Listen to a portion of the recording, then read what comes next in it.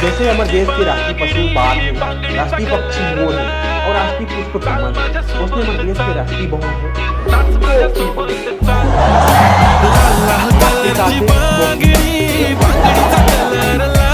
हर बहुत सीरियल के नाम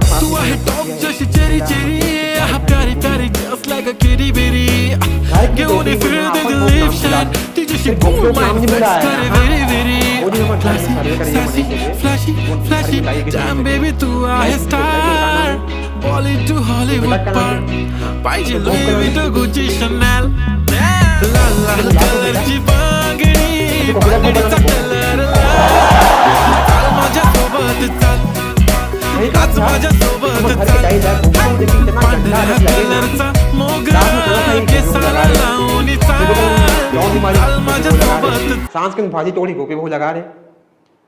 मतलब गोपी बहू देखे कि इतना मगन हो जाते ना कि घर में कौन आते कौन जाते पता नहीं चले।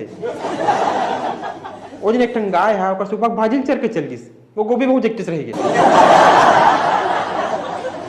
हम बाद में वो भाजी वाला चिल्लात बेचारा ला रोगा भरवा किस कंजीज भाजी ला पूरे से खलो नहीं की के